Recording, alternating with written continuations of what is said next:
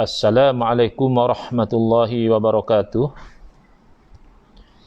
Bismillahirrahmanirrahim. Alhamdulillahirabbil alamin. Wa afdhalus salati wa atammu taslim ala sayyidina Muhammadin wa ala alihi wa sahbihi ajmain. Rabbi shrah li sadri wa yassir li amri wahlul 'uqdatam min lisani yafqahu qawli. Subhanaka la ilma lana illa ma 'allamtana innaka antal alimul hakim. Allahumma akhrijna min zulumatil wahmi wa akrimna binuril fahmi waftah alaina bi ma'rifatil ilmi wa sahhil akhlaqana bil hilm waj'alna mimman yastami'una al-qawla fayattabi'una ahsanah. Allahumma ati nufusana taqwaha wa zakkiha anta khairu man zakkaha anta waliyuha wa maulaha.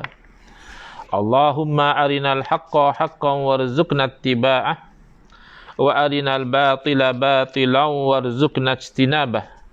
Allahumma anfa'na bima 'allamtana wa 'allimna ma yanfa'una wa zidna ilman wa huda, amma ba'd. Alhamdulillah muslimin muslimat yang mengikuti kuliah secara FB Live, iaitu anjuran Ahli Sunnah wal Jamaah Research Group, ARG Pusat, tetapi live-nya di page saya sendiri, untuk menghuraikan kitab yang disusun oleh guru saya Al-Fadil Kiai Muhammad Idrus Ramli hafizahullah wa nafa'ana bihi wa bi'ulumihi fid daraini amin, iaitu yang bertajuk Bid'ah Hasanah, sebuah pendekatan yang baru. Dalam kuliah kita semalam, iaitu siri yang kelima, malam ini adalah siri yang keenam, iaitu kita lihat bagaimana Al-Imamun Nawawi rahimahullah ta'ala, iaitu ketika mana beliau mensyarahkan hadis yang sahih riwayat Imam Muslim rahmatullah alaih, iaitu Imam Nawawi menerangkan qauluhu sallallahu alaihi wasallam wa kullu bid'atin dalalatun hadza amun makhsusun wal muradu ghalibul bid'ah, ya, di muka surat 16 kitab ini, di bawah sekali itu, iaitu Al-Imam Nawawi rahimahullah ta'ala dalam syarah kepada hadis-hadis sahih Muslim mengatakan qauluhu sallallahu alaihi wasallam, sabda baginda sallallahu alaihi wasallam, wa kullu bid'atin dalalatun. Ini hadis Nabi sallallahu alaihi wasallam, dan setiap perkara bid'ah itu dalalah, sesat. Lalu Imam Nawawi mensyarahkan, menerangkan hadza amun, ini merupakan lafaz yang umum, ya. Jadi seolah-olahnya mencakupi semua. Maknanya semua bid'ah, tak kisahlah, ya, bid'ah dunia kah, bid'ah agama kah, bid'ah yang baik kah atau bid'ah yang buruk kah, asalkan bid'ah dhalalatun, sesat. Itu gambarannya, ya, umum. Makhsusun, tetapi maknanya khusus. Lafaz umum, kullu, setiap, tapi makna khusus. Wal muradu ghalibul bid'ah, yang dikenaki oleh Nabi SAW sebenarnya bukan semua bid'ah, tetapi kebanyakan bid'ah. Baik, timbul persoalan, ya, mungkin ada orang bertanya, macam mana kullu boleh bermakna sebahagian? Kan kalau kita terjemah kullu dalam bahasa kita bermakna setiap. Setiap sepatutnya semua. Macam mana pula setiap boleh makna sebahagian?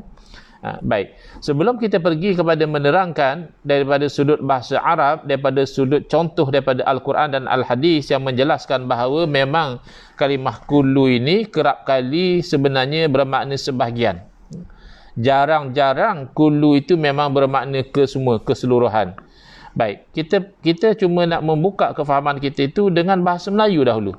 Belum lagi kita pergi kepada bahasa Arab, kita pergi kepada bahasa Melayu dengan perkataan setiap. Ya, kullu itu kita terjemahkan daripada bahasa Arabnya kullu ke dalam bahasa Melayu setiap. Baik. Bayangkan kalau ada satu orang pelajar sekolah, ya, katakanlah budak darjah 1, ya, dia datang jumpa kita, dia kata, abang, pakcik, saya pergi ke sekolah setiap hari, kata dia. Jadi kita tanya dia, betul ke adik pergi ke sekolah setiap hari? Betul ke anak ni pergi ke sekolah setiap hari? Jawab budak tu, dia kata, betul pakcik, saya tak pernah ponting sekolah. Kalau saya penat pun, saya tetap juga pergi ke sekolah. Jadi saya memang pergi ke sekolah setiap hari, kata dia. Jadi kita tanya kepada dia, ni pakcik nak tanya dek, adik hari Sabtu ada tak adik pergi sekolah? Dia jawab, hari Sabtu saya tak pergi pakcik. Hari Ahad adik pergi tak ke sekolah? Dia jawab, hari Ahad tak pergi. Lalu kita kata kepada budak darjah 1 tadi, adik ni dah cakap bohong ya.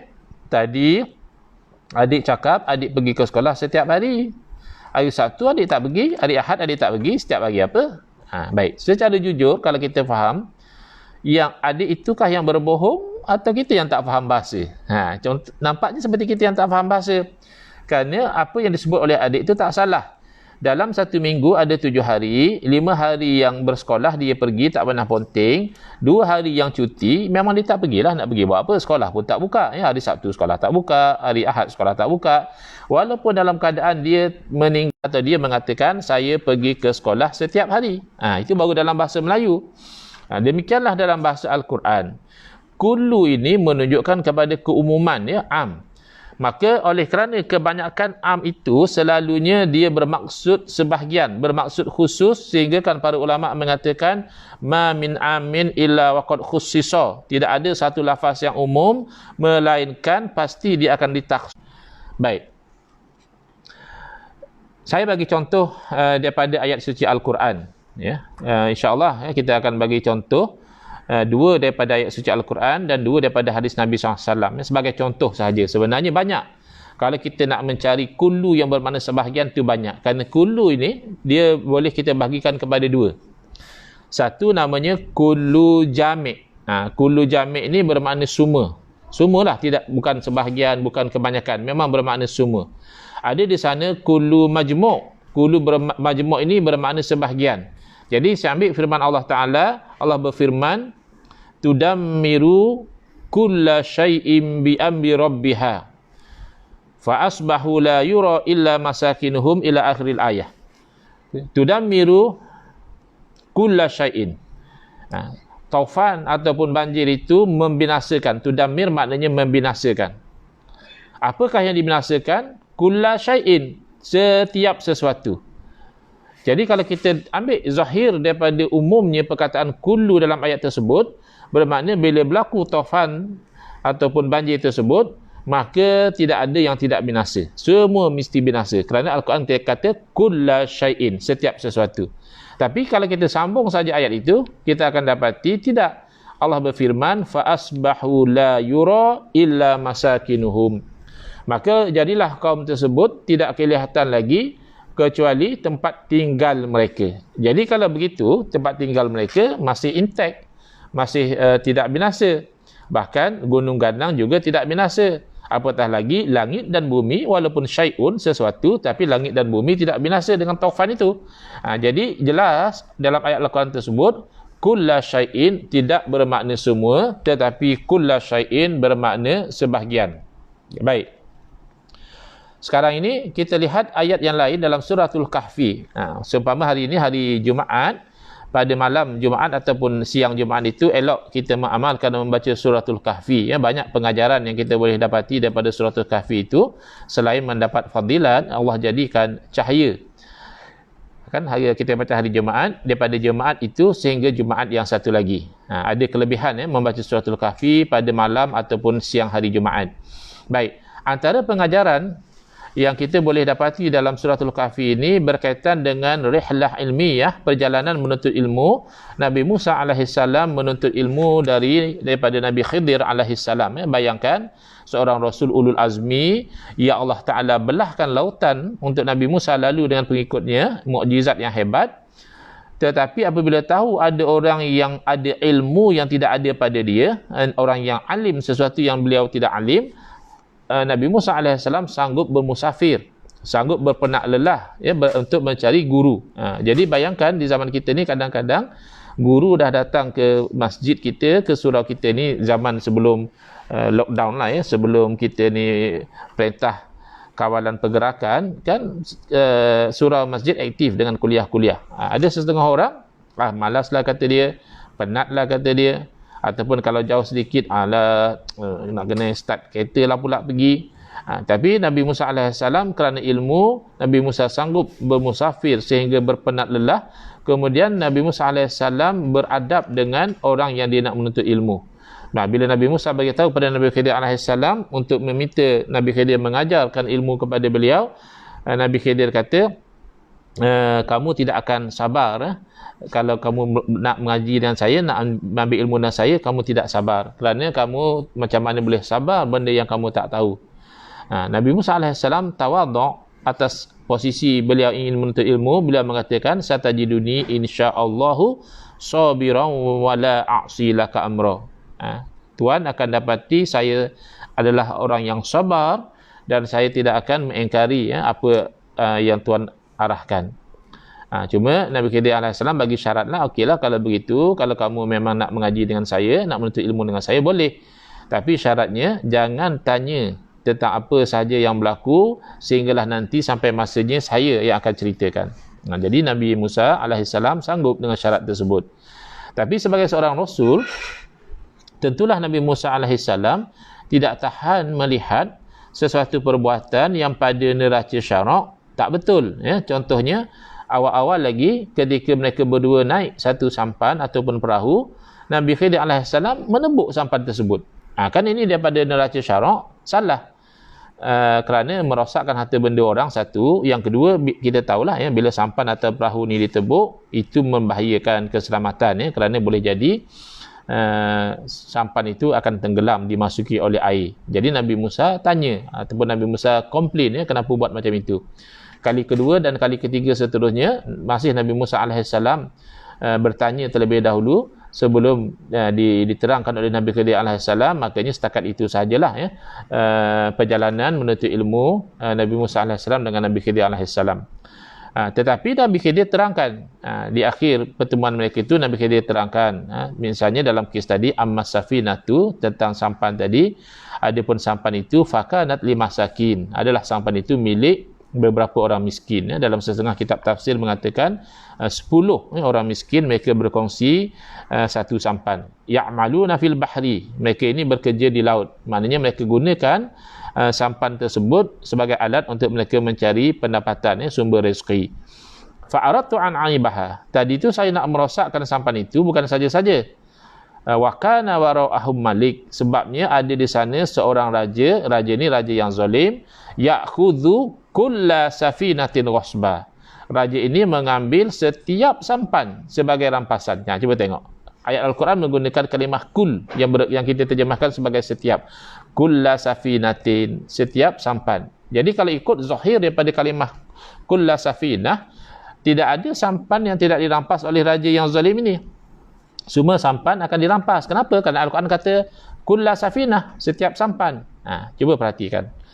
Bukan demikian, bahkan sepakat ahli tafsir, tidak ada khilaf di kalangan mereka bahawa bukan semua sampan diambil oleh raja yang zalim tersebut. Raja yang zalim tersebut hanya mengambil sampan yang elok-elok sahaja. Sampan yang ada lubang, yang ada cacat, yang ada kondisi yang tak bagus, raja tidak ambil. Jadi sepakat ahli tafsir. Bahkan inilah hikmah kenapa Nabi Khidir AS melubangkan sampan tersebut. Ini satu kaedah yang sangat penting dalam kehidupan kita, iaitu kaedah yang disebut irtikabu akhaf ad-dararaini, memilih mudarat yang lebih ringan. Dalam bahasa Inggeris dikatakan choosing lesser of two evils. Kita kadang-kadang dalam kehidupan, bukan kadang-kadang lah, kita senantiasa dalam kehidupan, kita ni nakkan kebaikan, kita nak suasana yang ideal. Kalau boleh, kita nak jiran tetangga yang baik, kita nak keluarga yang penyayang, yang ambil berat, kita nak pemimpin yang adil, kita nak masyarakat yang berdisiplin dan sebagainya. Tetapi dari segi realiti, suasana yang ideal begitu susah nak berlaku. Mungkin kita dapat jiran yang bagus, tapi keluarga pula ada problem. Kalau keluarga kita penyayang, jiran pula ada masalah. Kalau jiran kita dah bagus, keluarga kita pun penyayang, pemimpin pula ada masalah dan sebagainya.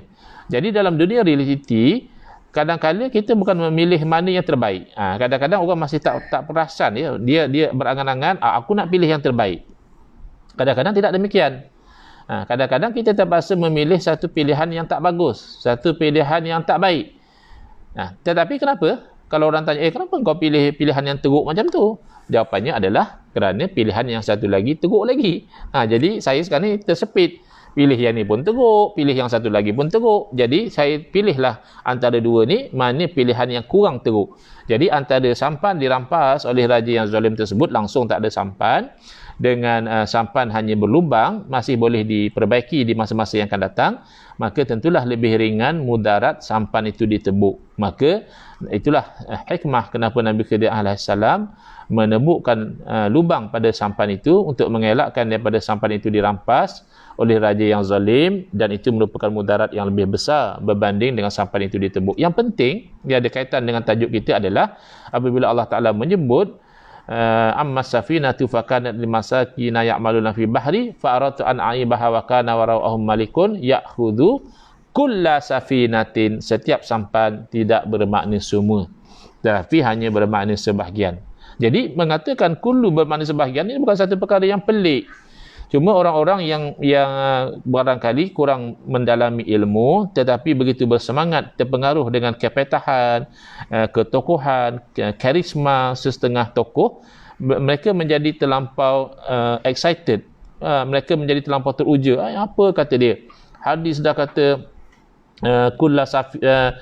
kullu bid'atin dhalalah, setiap bid'ah sesat. Ni macam mana pula ulama pandai-pandai kata ada bid'ah sesat, ada bid'ah hasanah? Tak, bukan ulama pandai-pandai, tapi ulama pandai. Yang pandai-pandai itu dia. Dia baru jumpa satu hadis terus keluarkan hukum. Tidak demikian caranya. Ulama yang pandai, mereka dapat hadis ini, mereka suluh dengan ayat suci Al-Quran, misalnya ayat Rahbaniyah yang kita bacakan dahulu. Mereka suluh dengan hadis Nabi SAW, misalnya hadis man sanna fil islami sunnatan hasanatan dan seterusnya. Barulah mereka keluarkan konklusi. Bukan ulama pandai-pandai, ulama pandai. Baik. Jadi itu dua misal, dua contoh bagaimana kalimah kullu yang digunakan dalam Al-Quran jelas menunjukkan sebahagian, bukan semua. Kemudian ada di sana dalam hadis Nabi SAW, misalnya Nabi bersabda, kullu ibni Adam ya'kuluhu turabu illa ajbaz zanab. Setiap anak Adam akan dimakan oleh tanah, ya'kuluhu turab, akan dimakan oleh tanah illa ajbaz zanab, kecuali tulang sulbi. Kita manusia ni jangan sombong sangat. Kita mula asal dari air mani yang jijik. Air mani itu di mata kita jijik. Kalau ada misalnya kita nak makan di satu tempat, tiba-tiba ada air mani atas meja, kita rasa jijiknya. Itu asal kita. Kemudian kalau kita berjumpa dengan mayat yang busuk, yang reput, kita pun rasa geli, kita rasa ngeri.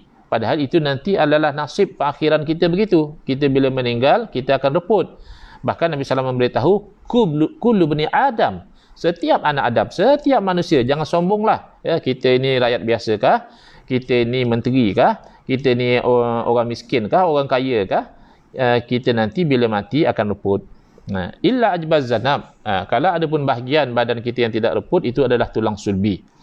Tapi tidakkah dalam hadis juga Nabi SAW memberitahu bahawa Allah Ta'ala mengharamkan ke atas bumi dari memakan jasad para Nabi? Bermakna jasad para Nabi tidak reput. Padahal para Nabi anak Adam atau bukan? Anak Adam jelas. Para Nabi alaihimussalatu wassalam, walaupun mereka merupakan makhluk Allah yang terpilih, yang mulia, tapi tetap namanya mereka anak Adam. Mereka juga manusia. Bahkan Allah Ta'ala jaga jasad orang yang mati syahid, tidak reput. Padahal orang mati syahid anak Adam. Jangan katakan para anbiya dan juga orang-orang yang mati syahid. Bahkan kadang-kadang berlaku misalnya di negara kita, di tempat kita, satu jenazah yang katakan ditanam, disimpan 30 tahun yang lalu misalnya, 30 tahun yang lalu, tapi oleh kerana ada satu keperluan yang mendesak, terpaksa dialih jenazah dia. Tapi bila digali, Masya Allah Tabarakallah, jenazah masih elok, macam baru meninggal semalam, tak ada reput, tak ada cacat. Kalau macam tu, tak betul lah hadis tu, Ustaz. Hadis kata setiap anak Adam akan dimakan oleh tanah. Bukan hadis yang tak betul. Hadis pasti betul. Tapi cara kamu memahami hadis tu yang tak betul. Kamu tidak boleh faham kullu ibni Adam dalam hadis dengan makna setiap anak Adam. Kamu kena faham kullu ibni Adam dalam hadis bermakna kebanyakan, aghlab, kebanyakan anak Adam bila mati akan reput. Tapi bukan semua. Ada anak Adam yang Allah Ta'ala pelihara jasad mereka, seumpama para nabi, orang yang mati syahid, orang-orang soleh, orang wali dan sebagainya. Allah jaga jasad mereka tidak reput. Baik. Contoh yang kedua, iaitu hadis yang sahih, ya. Riwayat Imam Bukhari rahimahullah ta'ala. Lafaznya kurang lebih Nabi SAW bersabda, Al-habbatus sauda ushifa'un likulli da'in ilal maut. Habbatus sauda, jintan hitam, syifa, menjadi penyembuh. Penyembuh untuk apa, ya? Likulli da'in, bagi setiap penyakit, ilal maut, kecuali mati, ya. Mati sebenarnya bukan penyakit, matilah, tapi ditashbihkan, disamakan sekali seperti sakit, kerana mati ini dia ada elemen seperti elemen sakit. Dah mati, ya, tak boleh bergerak, dah tak boleh buat apa. Sakit ini belum sampai ke tahap itulah, tapi mati ini diletakkan sekali seolah-olah ianya satu penyakit, tapi tidak boleh diubat dengan habbatus sauda. Mati sajakah tidak boleh diubat dengan habbatus sauda? Tak juga. Ada juga penyakit-penyakit lain yang tidak boleh diubat dengan habbatus sauda. Bahkan sekarang ni yang tengah popular sekarang ni, na'udzubillah, COVID-19 ni, setakat ini tidak ada bukti bahawa habbatus sauda boleh merawat COVID-19, bahkan penyakit-penyakit lain seperti AIDS dan sebagainya. Jadi para ulama memahami hadis Nabi, al-habbatus sauda, jintan hitam, syifaun, menjadi penyembuh likulli da'in, bagi setiap penyakit, itu bukan bermakna semua. Kulli da' di situ bermakna kebanyakan, banyak, ya, penyakit dengan izin Allah bila dirawat menggunakan habbatus sauda boleh sembuh, tetapi tidak juga bermakna semua penyakit. Ada penyakit-penyakit yang kalau dirawat dengan habbatus sauda pun tidak boleh sembuh. Jadi kita kena faham, ya, banyak sekali sebenarnya, banyak sekali. Bahkan kalau kita nak pergi dengan lebih detail, ada beza sebenarnya antara innallaha ala kulli syai'in qadir, sesungguhnya Allah Ta'ala di atas setiap sesuatu berkuasa, itu adalah kullu majmu', dengan misalnya wallahu bi kulli syai'in alim. Allah Ta'ala dengan setiap sesuatu Allah mengetahui. Ada beza tu. Kul dalam innallaha ala kulli syai'in qadir tidak sama dengan kul di dalam wallahu bi kulli syai'in alim. Tak sama. Kul dalam qadir itu adalah majmu', tidak merangkumi semua, tapi kul dalam bikulli syai'in alim itu kul jami', merangkumi semua. Tapi saya tidak indulge lagi dalam perbincangan tu, kerana itu memerlukan perbincangan ilmu tauhid yang agak detail. Saya cuma nak beritahu bahawa kul dengan makna sebahagian tu satu benda yang common, ya, dalam Quran, dalam hadis, bukan satu perkara yang pelik pun, ya. Jadi kalau begitu, hadis kullu bid'atin dalalah dengan makna sebahagian itu bukan satu perkara yang pelik, sebagaimana yang disangkakan, ya, oleh sebahagian umat Islam sekarang. Baik, sekarang ini saya nak stress a point. Kawan-kawan kita selalu perli, mengatakan kita ni tak ikut hadis, ya. Kenapa? Hadis dah kata setiap bid'ah sesat. Kita pula pandai-pandai kata ada bid'ah hasanah. Dia tak sedar sebenarnya tidak ada satu orang pun umat Islam yang memahami hadis kullu bid'atin dalalah itu bermakna semua bid'ah. Tak ada. Cuma dia tak perasan. Saya bagi contoh, ya. Ada sebahagian daripada kita berdepan dengan kawan-kawan yang misalnya komplain sambutan maulid, kata dia jangan buat sambutan maulid. Kita kata kenapa? Kan kita dah biasa buat. Dia kata mana boleh, maulid ni Nabi tak pernah buat, ianya perbuatan bid'ah. Setiap perbuatan bid'ah tu sesat, nanti kamu masuk neraka. Jangan buat tahlil arwah, kan ini bid'ah, Nabi tak buat, maka ianya benda yang sesat, nanti kamu masuk neraka. Jangan selawat salam tarawih, ini bid'ah, ianya sesat, nanti kamu masuk neraka. Bahkan jangan lafaz usalli, jangan usalli, kerana Nabi SAW salat baginda tidak usalli. Jadi kamu nanti buat benda bid'ah, nanti kamu masuk neraka. Jadi sifir yang dia pakai adalah bila satu benda itu Nabi SAW tak buat, maka namanya bid'ah. Bila ianya bid'ah berdasarkan hadis kullu bid'atin dalalah, maka ia sesat. Cuba kita test dia. Kita test dia. Bukan kita berhujah, tidak sangat berhujah. Kita cuma nak test. Kita kata, oh, jadinya kalau benda yang Nabi tak buatnya kira bid'ah, kira sesat lah. Dia kata, iyalah, berdasarkan hadis macam tu lah. Baik, kita kata kalau macam tu, kamu pun sesat. Mungkin terperanjat dia, oi, kenapa pula saya sesat? Dia menyesatkan orang, dia tenang je, dia cool je. Tapi bila orang usik dia sedikit, kamu pun sesat. Terkejut dia, kenapa pula aku sesat, kata dia. Aku tak pernah terlibat dengan bid'ah-bid'ah ni. Aku tak pernah terlibat dengan sambutan maulid. Aku tak ada selawat selang-selang tarawih. Aku sembahyang terus takbir Allah Akbar, aku tidak usalli. Aku kalau kenduri arwah, kalau aku pergi pun pergi makan saja. Aku tak tahlil misalnya lah. Jadi kenapa pula aku sesat, kata dia. Cuba kita test dia. Kita kata sebab aku tengok engkau hari-hari pun pergi ke masjid, ke surau, kau naik kereta. Kan Nabi SAW tak pernah naik kereta pergi masjid. Jadi kau buat benda Nabi tak pernah buat. Jadi kau buat benda bid'ah, sesatlah kau ni. Aku tengok engkau ni memanjang satu hari. Pagi, petang, siang, malam berkepit dengan telefon. Sekejap-kejap cakap telefon, kejap-kejap cek Facebook, kejap-kejap WhatsApp. Nabi tak pernah bercakap dalam telefon, apatah lagi guna Facebook, guna WhatsApp. Jadi kau buat benda bid'ah. Kita usik dia sebenarnya. Bila kita usik dia begitu, insya-Allah ada dua kemungkinan. Tengok kalau dia dalam bab membid'ah sesatkan orang ni, dia pun baru nak up juga. Dia pun baru menceburkan diri dalam bidang membid'ah sesatkan orang ni, tak mustahil dia pun akan jadi termenung balik. Dia akan terfikir balik. Betul juga kalau semua benda Nabi tak buat sesat, kira sesat belaka lah kita ni. Mana ada antara kita tak pernah buat benda yang Nabi tak pernah buat. Sebab kita hidup di zaman yang berbeza. Ada banyak benda yang kita buat Nabi tak pernah buat. Kalau macam tu sesat semualah kita. Mana dia akan mula berfikir balik. Apa nak minda dia semula. Itu kalau dia kata orang baru nak up lah. Tapi kalau dia dalam bidang membid'ah sesatkan orang ni, dia kira otai lah. Dia ni hari-hari zikir dia, Nabi tak buat, bid'ah, sesat, masuk neraka. Nabi tak buat, bid'ah, sesat, masuk neraka. Misalnya dia ni memang otai. InsyaAllah dia boleh jawab. Dia boleh tepis gurauan kita tu. Silap-silap kita pula yang kena maki. Silap-silap kita yang kena maki. Bila kita kata, kau naik kereta, kau buat benda bid'ah, kau nanti sesat juga. Kau guna telefon, kau buat bid'ah, nanti kau sesat juga. Kalau dia jenis garang, mungkin dia maki kita. Dia kata, kau jangan bodoh, kata dia. Yang tu tak ada masalah. Yang naik kereta tu memanglah Nabi SAW tak pernah buat. Tapi naik kereta hanyalah urusan dunia. Nabi tak pernah guna telefon. Ya memang tak ada telefon pun zaman Nabi. Tetapi guna telefon urusan dunia. Jadi bid'ah dalam urusan dunia tak ada masalah. Yang masalah ni bid'ah dalam urusan agama. Macam kamu buat maulid, kamu buat selawat, kamu buat majlis zikir, kamu buat lafaz usolli, baca yasin malam Jumaat, baca yasin nisfu Syaban misalnya. Yang tu yang tak boleh. Sebab ini urusan agama. Adapun yang kamu kata naik kereta lah, kamu kata guna handphone lah, bahkan pakai jam lah, apa tu lagi, pakai cermin mata lah, guna komputer, guna apa tu, live, ini semua memang bid'ah, tapi bid'ah dunia tak ada masalah. Okey, fine.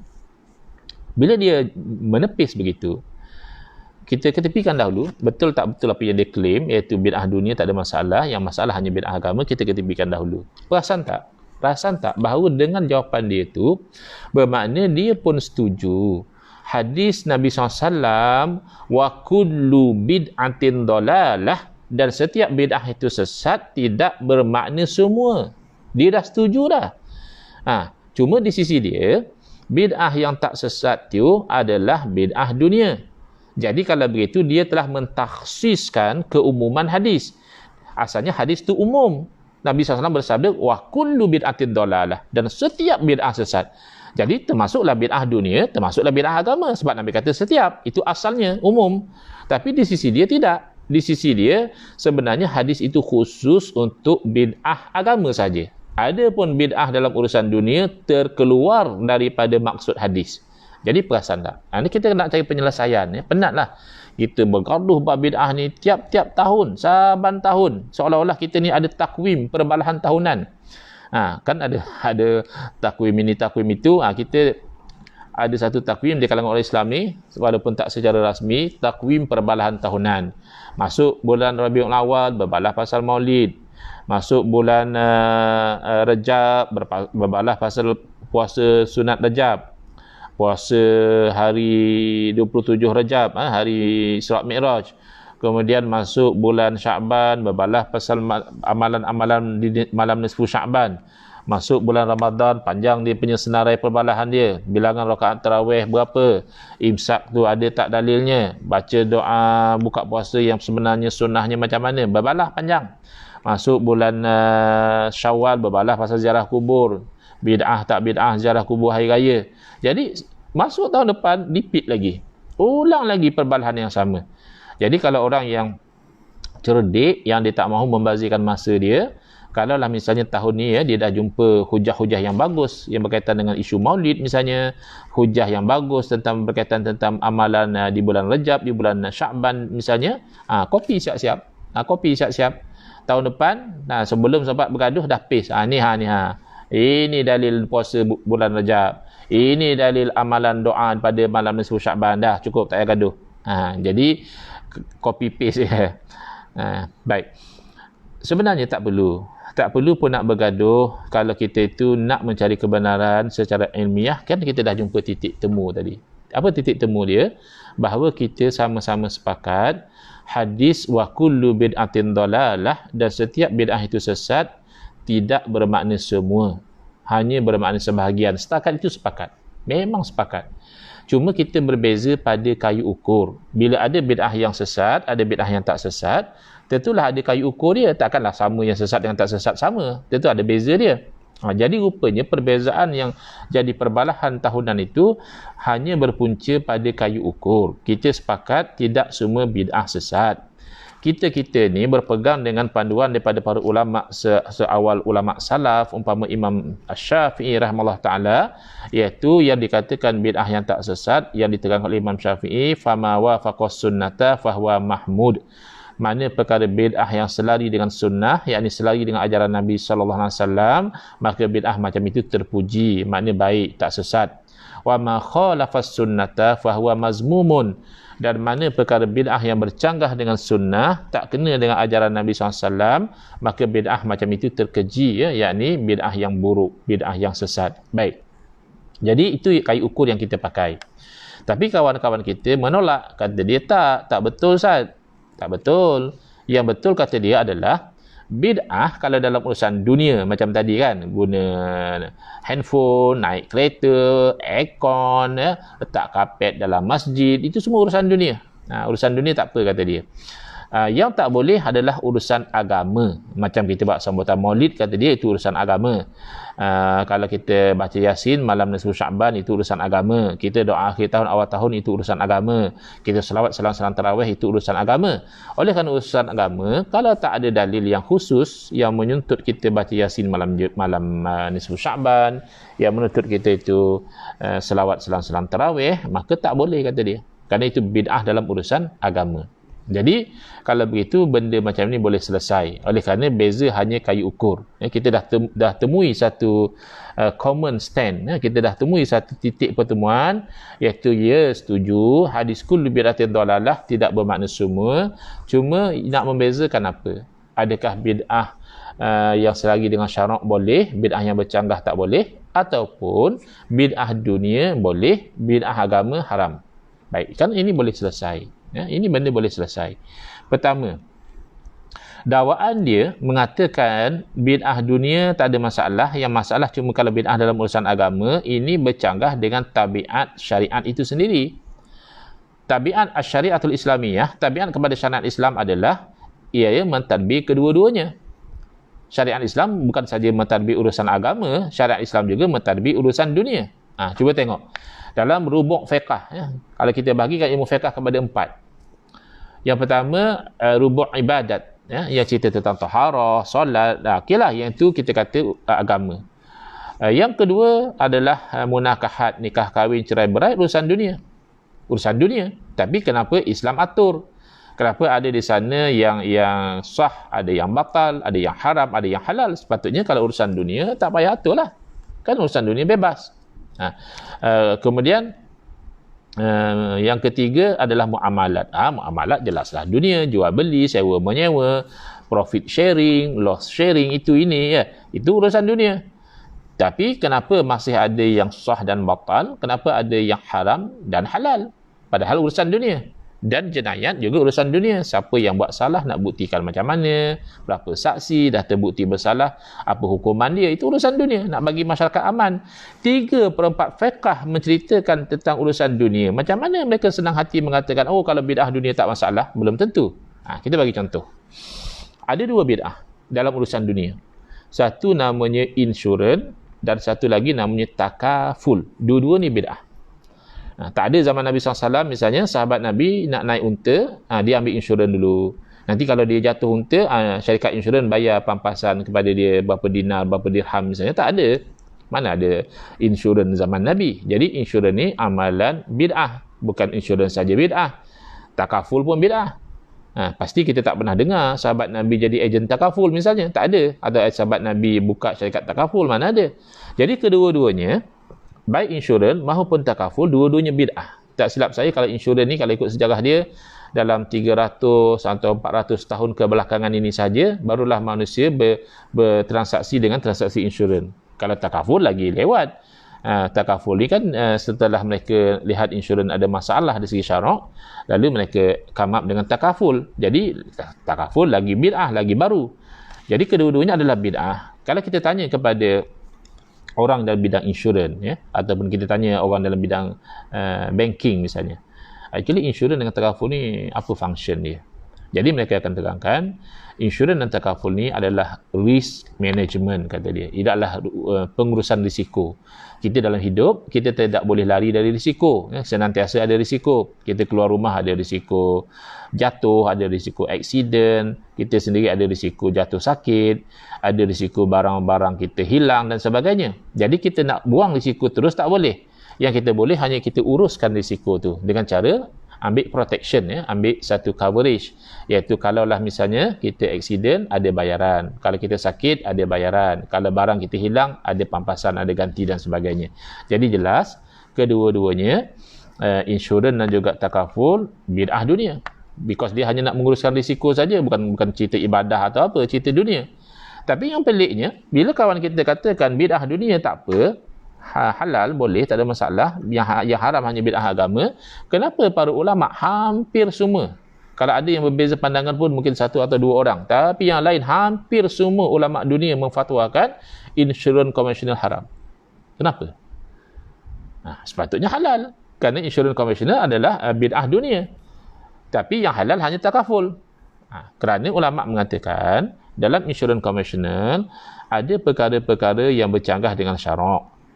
Iaitu pertama, ada elemen gharar, tak pasti. Kan kita tak pasti. Bila kita join insurans, kita dapat pampasan ke tak, dapat pampasan berapa, tak pasti. Yang kedua, ada elemen macam maisir, macam perjudian. Kerana apa? Kerana ikut nasib. Ada orang dah bertahun-tahun sertai insurans, tak dapat apa pun. Ada orang baru sertai sebulan, terus dapat pampasan, macam berjudi. Kemudian ada elemen riba. Kenapa? Selalu kita bagi dalam insurans sedikit, mungkin kita baru bagi 200, 400, 600, tiba-tiba kita dapat pampasan sampai 100,000. Jadi bagi sedikit, gantinya banyak, itu riba. Jadi ulama kata haram. Jadi kalau kita tengok takaful, kan kurang lebih juga. Takaful pun tak pasti dapat apa. Macam ada elemen nasib, macam judi juga. Dan ada elemen kita beri sedikit tapi dapat lebih. Kenapa pula insurans haram, takaful halal? Sebab kata para ulama, insurans itu adalah akad muawadat, akad yang ada timbal balas, akad yang ada consideration. Kamu bagi ini, saya bagi apa. Jadi akad yang muawadat, yang ada timbal balas macam itu, elemen yang kita sebutkan tadi, gharar, maisir, itu berlaku dan ia menghalang kepatuhan syariah, menjadikan ia adalah perkara yang diharamkan, padahal ia bid'ah dunia.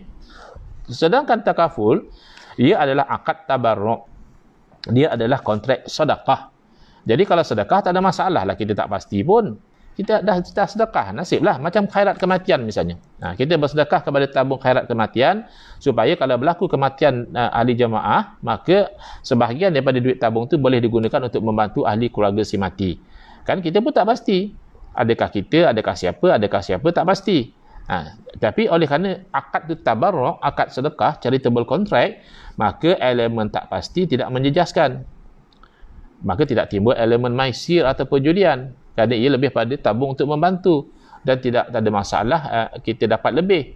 Kerana apa? Kerana masing-masing dah bagi, dan siapa yang layak berlaku kematian dapatlah. Jadi walaupun kedua-duanya adalah bid'ah dalam urusan dunia, insurans bid'ah dalam urusan dunia, takaful juga bid'ah dalam urusan dunia, ulama berbeza hukum memandang kepada selari atau bercanggah dengan syarak. Sama seperti diterangkan oleh Imam Syafi'i rahimahullah ta'ala. Imam Syafi'i masya-Allah tabarakallah, alim kabir, alim besar. Imam Syafi'i faham bahawa perkara dunia atau agama perlu patuh kepada syariah.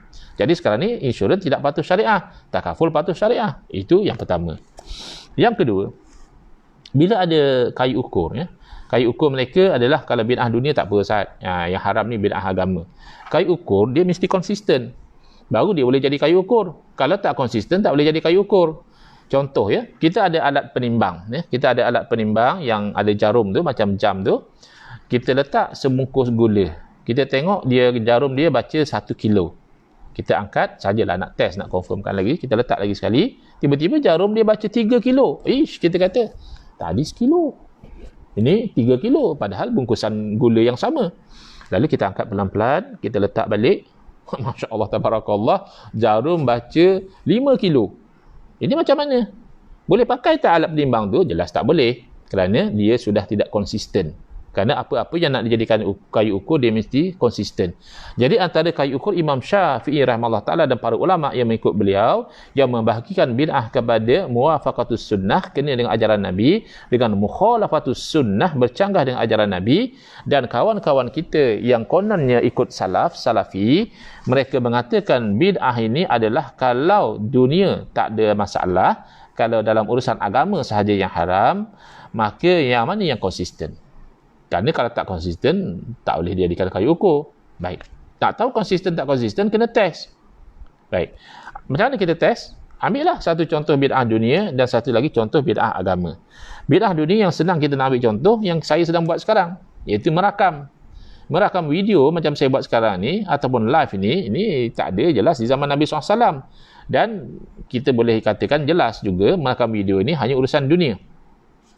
Saya sekarang rakam video buat live. Ini bid'ah dalam urusan dunia. Jadi kita ambil sebagai contoh. Yang kedua kita ambil sebagai contoh adalah berdoa. Berdoa adalah ibadah. Sebab itu kawan kita komplain doa akhir tahun, doa awal tahun, kata dia tak ada dalil. Mana ada dalil Nabi amalkan doa macam ini akhir tahun awal tahun ni? Maka haram kita buat. Kan doa adalah ibadah. Jadi kita ambil doa sebagai contoh. Kenapa tak ambil solat Ustaz? Solat tak boleh. Sebab solat ibadah yang muqayyadah, ibadah yang diikat.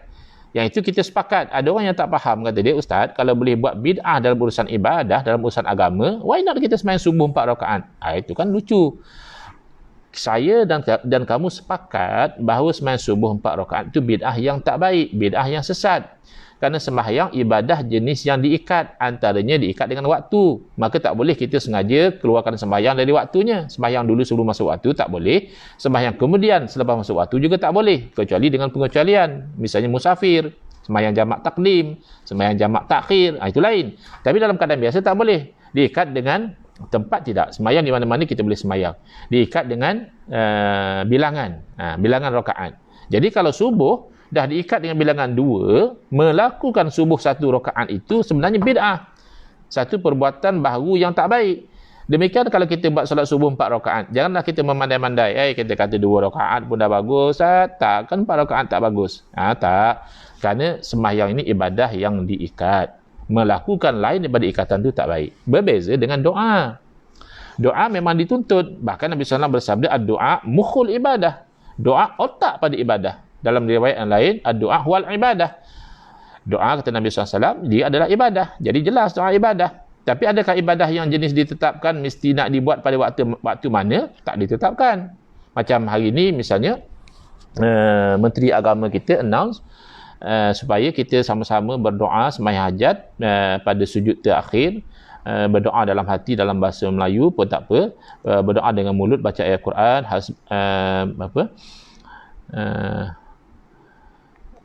dalam surah Yunus itu, subhanaka inni kuntu minaz zalimin, baca ayat tu. Jadi kenapa kalau orang tanya kenapa baca hari Jumaat, kenapa baca pukul 12 tengah hari, kenapa kerana doa tak ditetapkan masa, terpulanglah. Ada orang nak baca tengah hari, ada nak baca petang, ada yang dah baca hari Khamis malam, Jumaat semalam.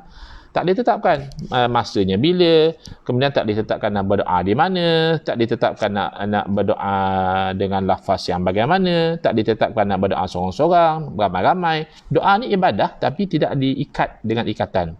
Makanya kita sesuai dijadikan sebagai contoh. Baik, sekarang kita nak test. Kata kamu bid'ah dunia tak ada apa-apa, tak ada masalah, boleh. Yang tak boleh bid'ah dalam urusan agama. Baik, sekarang kita ambil bid'ah dunia dahulu. Merakam video ya. Apa yang saya buat sekarang ni bid'ah, jelas tak ada zaman Nabi SAW. Pertama, saya merakam video. Yang kedua, bukan saja rakam biasa-biasa, saya rakam secara live ya. Ramai yang boleh menonton real time ya. Ketika saya sedang bercakap ni, ramai yang boleh menontonnya. Tidak ada zaman Nabi SAW live sebegini. Kemudian mungkin selepas ini saya juga akan promote video ni dalam Facebook. 3 bid'ah di situ. Merakam, live dan Facebook. Ketiga-tiganya bid'ah dunia. Apa hukum? Apa hukum? Boleh ke tak boleh? Kawan-kawan kita yang menolak adanya bid'ah hasanah dalam ibadah, dia akan mengatakan tak masalah. Sebab ini hanya bid'ah dunia. Habis seumpama kita yang ikut kayu ukur Imam Syafi'i rahimahullah ta'ala, ikut kayu ukur para alim ulama', apa kita nak jawab? Boleh ke tak boleh? Kita akan jawab boleh. Tak ada masalah. Kerana tak melanggar syarak. Apa yang saya langgar dengan saya buat live ni, tak ada. Okey. Tetapi, kalaulah ada satu orang, bukan saya lah, na'udzubillah min zalik, bukan saya, ada satu orang misalnya, dia merakam aksi lucah. Ada orang buat perbuatan yang tak senonoh, dia pergi rakam. Satu bid'ah. Kemudian yang kedua, setelah dirakam, di-upload dalam YouTube. 2 bid'ah. Lepas itu dia promote pula dalam Facebook ataupun dalam WhatsApp. Wah, dia kata siapa nak tengok ni aksi dia ni lucah dan sebagainya, sila klik link ni. Dah 3 bid'ah dia buat. Tiga-tiganya adalah bid'ah dunia. Baik, kawan-kawan kita nak jawab apa? Bid'ah hasanah? Boleh lah. Kan kata dia kalau bid'ah dunia tak ada masalah. Oh, tak boleh. Di sisi kita mudah saja. Tak kisahlah bid'ah dunia ke bid'ah agama. Fama khalafas sunnata fahuwa mazmum. Mana perkara bid'ah yang bercanggah dengan sunnah, tak kena dengan ajaran Nabi, itu bid'ah yang terkeji. Jadi kita masih konsisten, mereka dah tak betul dah. Dah goyang dah kayu ukur dia. Sekarang kita ambil doa. Di sisi kita, oleh kerana doa adalah ibadah yang tidak diikat, maka fleksibel. Nak berdoa sendiri boleh, nak berdoa ramai-ramai boleh, nak berdoa malam-malam boleh, nak berdoa malam nisfu Sya'ban boleh, nak berdoa akhir tahun boleh, nak berdoa awal tahun boleh, nak berdoa sepanjang tahun pun bagus. Tapi kata mereka, doa adalah ibadah oleh kerana tidak ada dalil khusus bahawa Nabi SAW mengamalkan atau menyuruh kita berdoa awal tahun dan akhir tahun, maka berdoa akhir tahun awal tahun ini bid'ah yang sayyi'ah. Baik. Jadi kita akan jawab, kalau begitu, ada tak dalil Nabi SAW berdoa dalam bahasa Melayu misalnya? Pasti tak ada. Ada tak dalil misalnya Nabi SAW berdoa minta supaya anak-anak berjaya dalam peperiksaan? Jelas tak ada. Mana ada peperiksaan zaman Nabi SAW. Baik, jadi kalau begitu, apa hukum? Satu orang angkat tangan, dia kata, Ya Allah, ya Tuhanku, berilah pada pelajar kami di daerah kami ini mendapat kejayaan dan cemerlang dalam peperiksaan SPM. Berilah, Ya Allah, mereka itu lapang dada mereka menjawab soalan sehingga semuanya mendapat A. Dan Ya Allah, ya Tuhanku, janganlah berlaku kejadian soalan bocor, nanti susah mereka nak kena resit. Ni ada doa macam tu zaman Nabi SAW. Ini doa yang bid'ah. Ini doa yang baru. Bermakna, orang yang berdoa demikian dalam bahasa Melayu, mendoakan benda yang Nabi SAW tak pernah doakan, dia buat bid'ah dalam ibadah. Kerana doa adalah ibadah. Jadi kalau begitu, sesat masuk neraka lah kot. Kalau dia berdoa macam tu, insya-Allah dia sendiri pun tak tergamak nak kata macam itu. Bermakna kayu ukur dia problem. Kayu ukur dia tidak konsisten. Tidak boleh dijadikan kayu ukur bid'ah dunia atau agama. Dia akan membawa kepada banyak sekali pencanggahan. Pertama, kita dah terangkan tadi masalah insurans commissioner dan takaful, dua-dua bid'ah dunia, tapi satu haram satu halal, dan kita dah terangkan contoh 2 tadi. Tinggal lagi 2 poin ya. Kita ada masa bukan dalam 6-7 minit lagi. Iaitu 2 poin ini. Pertama, kita nak lihat sikap Nabi SAW. Ini yang paling penting sebenarnya. Kerana antara kita dan kawan-kawan kita yang kononnya berfahaman salafi ini, sama-sama kita sepakat kita nak ikut sunnah Nabi SAW, nak ikut cara jalan Nabi SAW, itu kita sepakat. Kita nak ikut, mereka juga nak ikut. Baik, sekarang apakah sunnah Nabi SAW, apakah cara Nabi SAW dalam mendepani perkara baharu? Macam mana sikap Nabi mendepani perkara bid'ah, yakni perkara yang Nabi SAW tak pernah buat, Nabi SAW tak pernah suruh, tiba-tiba ada orang buat. Adakah Nabi tengok, ini perbuatan dunia, tak apa, Nabi kata dunia buat, tak ada masalah. Nabi tengok, oh ini perbuatan ibadah, ini perbuatan agama, terus Nabi larang, ibadah jangan buat kalau saya tak buat. Ataupun Nabi SAW lihat perkara itu selari dengan syarak, tak kisahlah dunia atau agama, Nabi benarkan. Bercanggah dengan syarak, dunia atau agama, Nabi larang. Mana satu sunnah Nabi? Kita nak ikut. Mana satu cara Nabi? Yang itu kita nak ikut. Jadi kita lihat jelas, cara Nabi SAW tidak melihat dunia atau agama. Tapi Nabi melihat selari atau bercanggah dengan syarak. Solat adalah ibadah. Di zaman Nabi SAW, ada satu orang imam buat bid'ah dalam ibadah solat. Solat jelas ibadah. Imam ini menjadi imam di Masjid Quba. Jadi apa bid'ah dia? Iaitu dia sentiasa membaca suratul Ikhlas pada setiap rakaat. Padahal itu tidak dilakukan oleh Nabi SAW. Bahkan Nabi pun tak suruh macam itu. Maknanya apa? Misalnya dia sembahyang isyak tadi. Rakaat pertama dia baca Fatihah, selesai Fatihah dia baca Qul Huwallahu Ahad sampai habis. Selesai Qul Huwallahu Ahad barulah dia baca Wadduha. Kemudian rakaat kedua sama juga Fatihah dulu, selesai Fatihah dia baca Qul Huwallahu lagi sekali, selesai Qul Huwallahu barulah dia baca Alam Nashrah, baru dia rakaat. Pertama Nabi SAW tak buat macam itu. Qul Huwallahu setiap rakaat Nabi tak buat. Yang kedua Nabi SAW sendiri tak suruh pun macam tu, tak pesan pun kalau sembahyang tu ulang-ulangkan Qul Huwallahu. Yang ketiga, kebetulan makmum tak suka. Jadi makmum bagi kepada imam dua pilihan, ya. Imam sama ada imam baca Qul Huwallahu, tak perlu lagi baca surah, atau imam baca surah tak perlu Qul Huwallahu. Pilihlah salah satu. Janganlah baca dua-dua, kurang lebih lah, ya. Komplain mereka macam itu. Jadi kurang lebih juga jawapan respon imam kepada cadangan makmum adalah kamu pilih salah satu dari dua. Kalau kamu nak saya jadi imam, macam tu cara saya. Saya akan baca Qul Huwallahu setiap rakaat. Kalau kamu nak cara lain, lantik imam lain. Tak payahlah lantik saya. Jadi akhirnya susah juga, ya, sebab dia yang bagus bacaannya, bagus pergerakannya, cuma ada sikit masalah di situ. Lalu mereka adukan perkara ini kepada junjungan Nabi SAW. Mungkin kalau di zaman kita, imam lain macam, kita adu pada pejabat agama, jais ke jawi ke dan sebagainya. Tapi zaman Nabi SAW, jelas umat mengadu pada Nabi. Kalau betullah teori yang mengatakan buat perkara baru dalam ibadah itu haram, automatik haram kerana ia adalah bid'ah, tentulah Nabi SAW kena larang. Kerana tanggungjawab, kewajipan seorang Rasul adalah tabligh, menyampaikan. Jadi kawan-kawan kita yang jamaah tabligh itu daripada satu sudut, dia menjalankan tugas para Rasul, menyampaikan. Cuma mereka juga perlu menuntut ilmu, kerana untuk menjalankan tugas para Rasul kena mewarisi juga apa yang ada pada para Rasul, iaitu keilmuan dan juga kefahaman, lalu disampaikan. Kalau betul haram buat benda baru dalam ibadah tu automatik haram, Nabi tinggal nak panggil dan larang. Kerana wajib bagi seorang Nabi menyampaikan hukum, hukumnya adalah haram. Nabi kena panggil imam, jangan buat macam itu, buat benda yang setan buat dalam ibadah haram. Tidak. Nabi SAW panggil imam itu, Nabi tanya, kenapakah imam tak nak ikut cadangan dari jemaah? Jawab imam itu, inni muhibbuha ya Rasulullah, sesungguhnya aku kasih kepada suratul Ikhlas wahai Rasulullah. Nabi boleh judge dekat situ. Kasih kepada ayat Quran bercanggah tak dengan syarak? Bukan saja tak bercanggah, baiklah kasih pada ayat Quran. Mengulangi baca ayat yang kita suka dalam sembahyang, salah tak? Katalah imam di masjid kita, di surau kita, asal dia jadi imam, rakaat pertama kuliah, rakaat kedua Qul Huwallahu. Asal dia jadi imam, kuliah Qul Huwallahu. Baik, memanglah kadang-kadang makmum merasa bosan, mungkin dalam hati makmum, imam bacalah surah lain juga sekali-sekala kan, takkan kuliah Qul Huwallahu je. Tapi dari segi hukum salah ke tidak? Dari segi hukum tak salah. Boleh saja kita ulang ayat yang kita suka.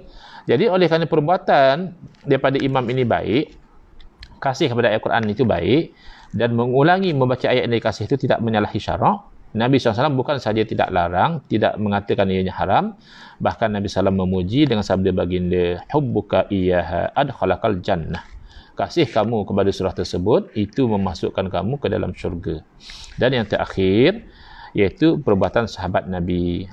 Secara khusus khulafa ar-rasyidin, Nabi SAW berpesan, alaikum bisunnati, hendaklah kamu ikut sunnah jalan saya, wa sunnatil khulafa'il mahdiyyin ar-rasyidin, hendaklah kamu ikut sunnah jalan cara khulafa ar-rasyidin. Saya ambil satu saja contoh, pada masa pun dah tak banyak, iaitu khulafa ar-rasyidin yang ketiga, Khalifah ar-rasyid yang ketiga, Sayyidina Utsman bin Affan radhiyallahu anhu buat bid'ah dalam ibadah. Ibadah apa? Ibadah azan. Azan itu ibadah, ia syiar Islam. Zaman Nabi SAW, zaman Sayyidina Abu Bakar radhiyallahu anhu, zaman Sayyidina Umar radhiyallahu anhu, azan untuk solat Jumaat hanya satu kali. Iaitu ketika imam naik ke atas mimbar, Assalamualaikum warahmatullahi kata khatib, khatib duduk lalu azan. Sekali saja. Di zaman Sayyidina Utsman bin Affan radhiyallahu anhu, Sayyidina Utsman buat bid'ah, buat penambahan. Sayyidina Utsman suruh tambah azan lagi satu. Iaitu bila? Awal lagi, sebelum lagi khatib naik ke atas mimbar, suruh azan siap-siap. Kenapa Sayyidina Utsman buat bid'ah macam ini? Kerana Sayyidina Utsman melihat di zaman beliau umat Islam dah ramai yang berniaga duduk jauh daripada masjid. Kalau azan sekali macam dahulu, maka ramai yang nanti tidak sempat solat Jumaat atau kelewatan. Jadi untuk mencegah umat Islam daripada lewat Jumaat ataupun tak sempat solat Jumaat, maka caranya dengan buat bid'ah hasanah, perkara baru yang baik, iaitu dilaungkan azan terlebih dahulu. Jadi orang, dengar azan ni dah nak Jumaat ni, tutup kedai, bersiap-siap, sedang elok nanti mereka sempat solat Jumaat. Tapi Ustaz tu kan just ijtihad Sayyidina Utsman saja. Yalah, ijtihad Sayyidina Utsman tu jauh lebih baik daripada ijtihad kamu. Pandangan Sayyidina Utsman jauh lebih baik daripada pandangan kamu. Sayyidina Utsman Khulafaur Rasyidin. Kamu siapa? Satu. Yang kedua, jangan terlepas pandang, walaupun asalnya itu ijtihad daripada Sayyidina Utsman bin Affan radhiyallahu anhu, pandangan Sayyidina Utsman bin Affan, tetapi setelah Sayyidina Utsman laksanakan, tidak ada satu orang sahabat Nabi pun yang membangkang. Maka telah berlaku ijma' sukuti, ijma' secara diam, secara implied di kalangan sahabat Nabi, dan ijma' sahabat ini adalah ijma' yang sangat kuat, iaitu boleh melakukan bid'ah dalam urusan agama, urusan ibadah, asalkan baik, yakni asalkan tidak bercanggah dengan syarak. Macam mana nak tahu Ustaz benda baru? Lah, itulah kerja ulama. Apa makna ulama warasatul anbiya? Itulah kerja ulama untuk menimbang satu perkara yang baru, ya, macam hari ini kita buat bid'ah solat hajat, ya, anjuran daripada petitah daripada Yang Terang Agung, disarankan oleh Menteri Agama pukul 12.30 hari, baca ayat kursi 11 kali ayat rakaat pertama, baca suratul qul huwallah 11 kali dalam rakaat yang kedua, dalam sujud takhir pula baca ayat suci Al-Quran. Ya, ini mana dalil? Mana dalil Nabi SAW buat macam ini? Tak ada masalah, kerana ia masih termasuk dalam keumuman kita bila ada hajat, kita itu solat. Jadi terpulanglah. Itu hanya satu anjuran. Nak baca macam itu boleh, nak baca macam lain pun boleh. Yang penting memang ada dalil, tuntutan daripada Nabi SAW, orang yang ada hajat, dia tunaikan solat 2 rakaat sebelum dia memohon hajatnya. Itu memang warid, daripada Nabi SAW. Jadi kalau kita faham begitu, kita tengok pada nature syariat kita test dua-dua kayu ukur, kita tengok pada sunnah Nabi SAW, pendirian Nabi sendiri, dan kita tengok kepada sunnah pendirian Khulafaur Rasyidin, jelas kayu ukur yang sebenar adalah bid'ah yang selari dengan syarak itu dibolehkan. Tak kisahlah bid'ah agama ataupun dunia, sementara bid'ah agama atau dunia yang bercanggah dengan syarak itu adalah bid'ah yang haram. Hadza wabillahi taufiq wal hidayah. Wassalamualaikum warahmatullahi wabarakatuh. Bismillahirrahmanirrahim. Alhamdulillahirabbil alamin, wassalatu wassalamu ala asyrafil anbiya'i wal mursalin wa ala alihi washabbihi ajmain. Allahumma shrah sudurana wa ahsin akhlaqana wa azim ujurana wa nawwir qulubana bi nuri hidayatika kama natar'adha bi nuri syamsika abadan abada bi rahmatika ya arhamar rahimin. Walhamdulillahirabbil alamin. Wal afu minkum.